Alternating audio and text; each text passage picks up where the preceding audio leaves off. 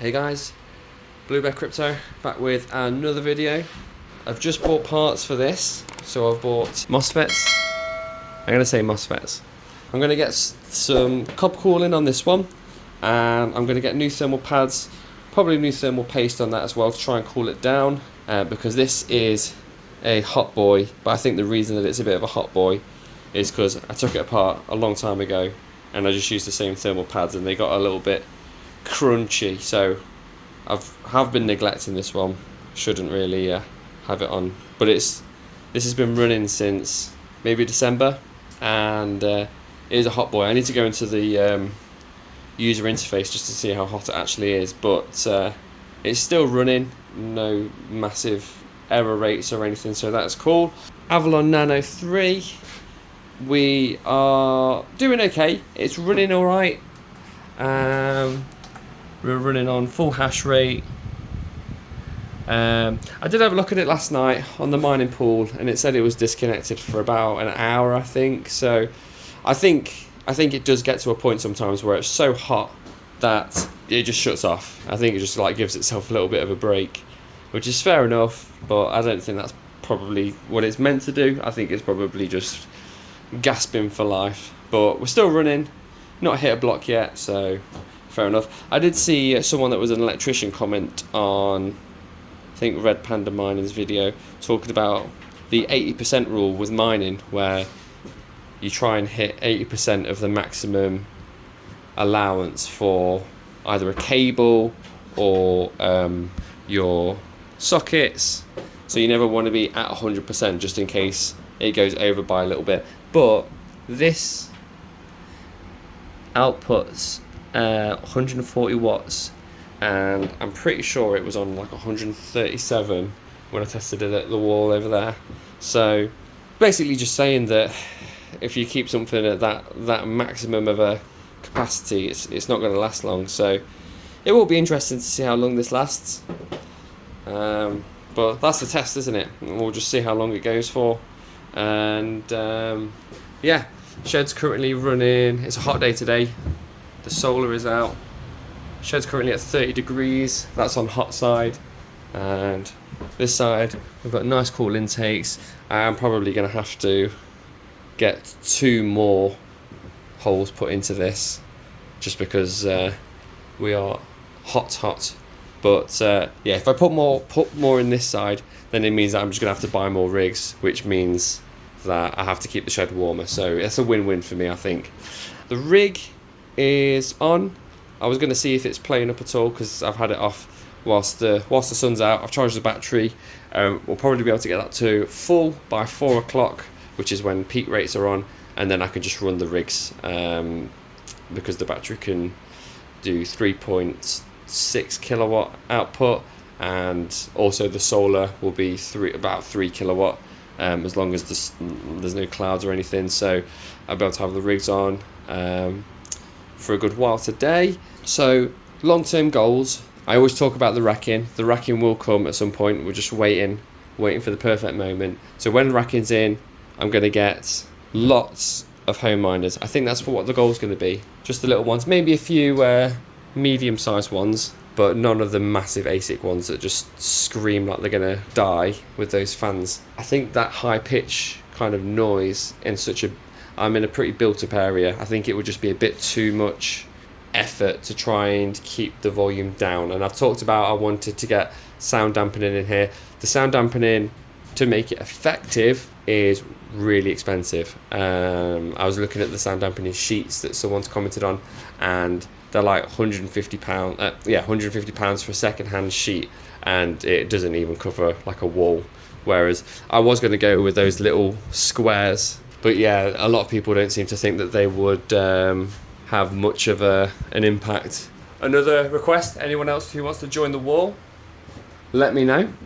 You will get your name on the wall of fame. What else is there to tell you? Yeah, so I've been having issues with this rig here, mainly the AMD cards, but it seems to be running okay on Neoxa at the moment. Hopefully we're all good and it was just a bit of a hiccup. But I have a sneaky feeling that this rig or something in this setup possibly the power supply. I have also got one of those little fire extinguishers, just a small one, just a handheld fire extinguisher. I'm going to have that in here soon. That'll be a little bit of fire protection. The long-term goal would be to have a proper big fire extinguisher along with the little balls on the ceiling. So just when I thought we were all good, we are not. This is not mining. These cards are not hot. This motherboard has a habit of turning on for a bit and then turning off and then turning back on and turning on. I think it's just a cheap one from China, but it's always done this. I don't know why. I'm sure I could probably have a look in the BIOS settings. I did actually have a look in the BIOS settings when I first got it, and it's very basic. There's not a lot going on in the trunk, but I have a feeling that I'm going to have to start properly diagnosing this. Something is wrong. It doesn't want to keep mining. It did mine for like a good few minutes, and then it didn't. So I'm going to go back into Hive OS, see if I can just see what's going on, and then go from there.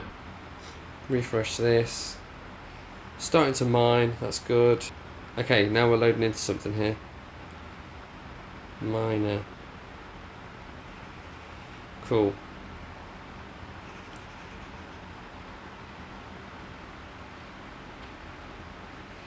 So we are mining. Maybe the overclock for the... Alright, okay. It might be to do with this one. Let's get that down to 2000. Just with how quickly that's heating up, I have a feeling that that might be the one that's tripping everything.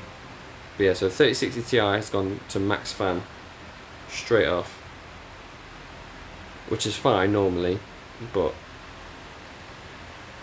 I have a feeling that that might be the problem. Alright guys, so I just thought I'd just interject here after the fact. So I left it running for a little bit.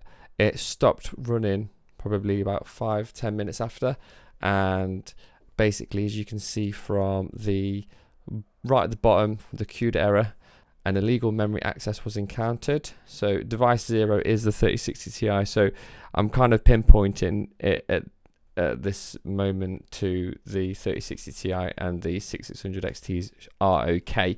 So it seems to be that there's an issue happening on that one, and it's just pulling the rig offline. So I will get to removing that. Alright guys, we're going to crack on trying to find out what's wrong. Wait, what have I just plugged in? Oh, it's doing the thing. It's doing the thing where it doesn't recognise. Or have I just turned it off? Oh, I've got it on video. So this tells me this might be a power supply issue, and the reason that we're having issues. So I've just plugged this one. That's connected here. That goes into the back here, and nothing. But the last time I disconnected this cable, this started working. Okay, that didn't work that time. I was going to have a look at this one as well. Does it look okay?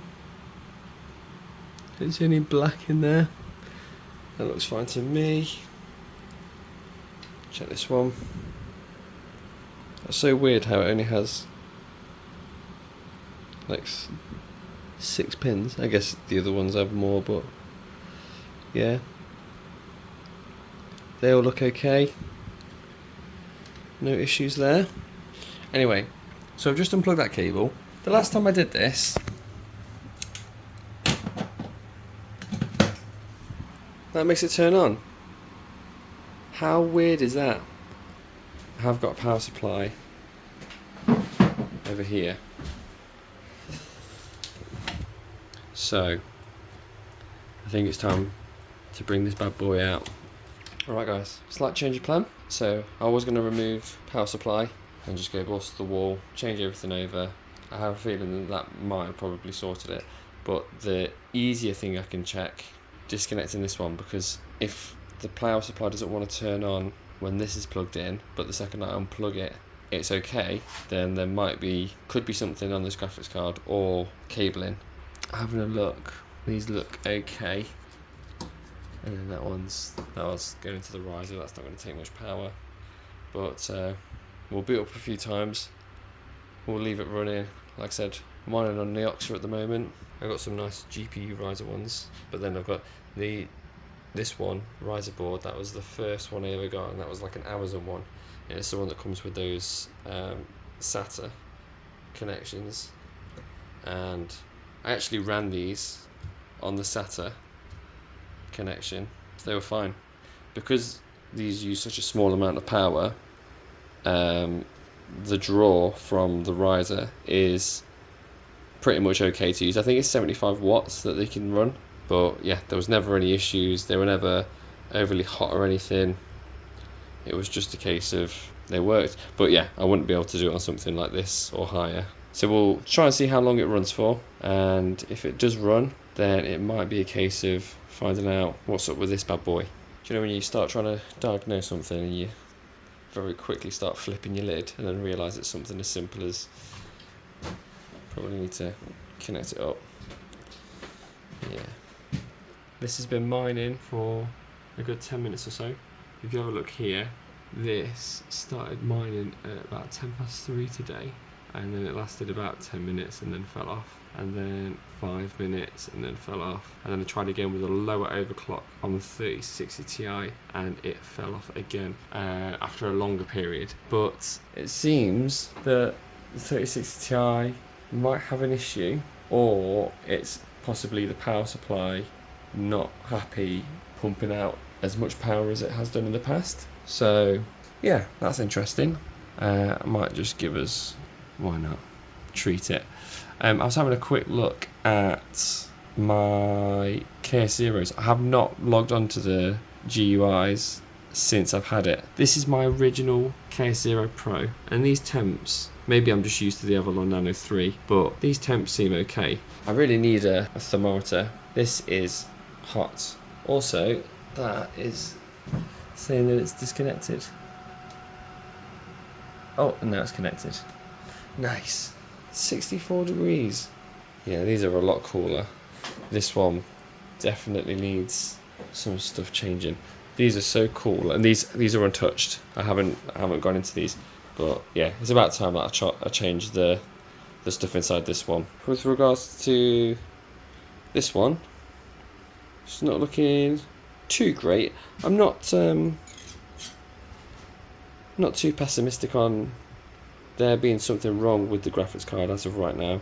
So a bit more digging to do. I have got like a spare rig here that I could probably just do some testing on just that card, but I think for now, whilst rates are so bad, I might just mine on these just because they're low power, and then fix the 3060 Ti in another video.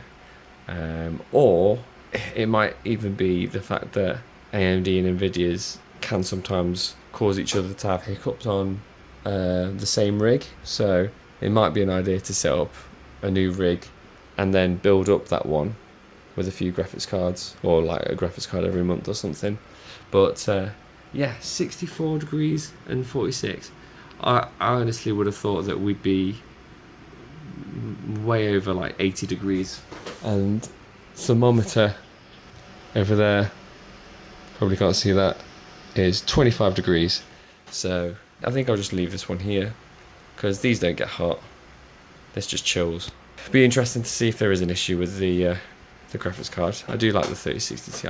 I think all the Founders Edition cards look really good. And I do use that one for I have used it for my PC. I've actually got a 1080 Ti in my PC at the moment, but yeah, it does use a lot of power. But at the same time, it's better using that for gaming and using this for mining if it's more efficient. That's about it really for today, but next video we will be putting the new bits on this, having a look at the difference in temperature, and also talking about the maximum output, these 120.08 watts. This one kind of does do the 80% rule a little bit. So this output's 120 watts. Whereas these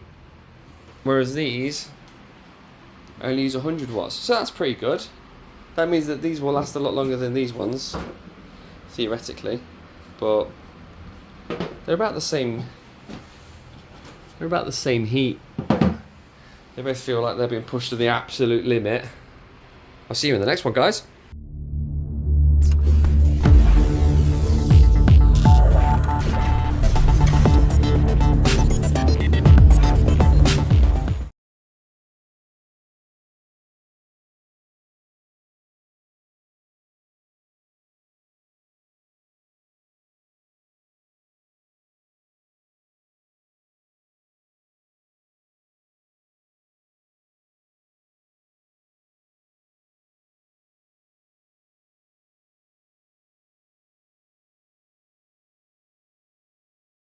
Those little heat sinks that you can put on the I can't even remember what the name of the part's called. I'll put it here, but I'm going to try and guess what it is.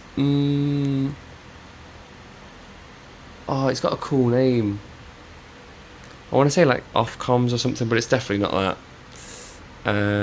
MOSFETs?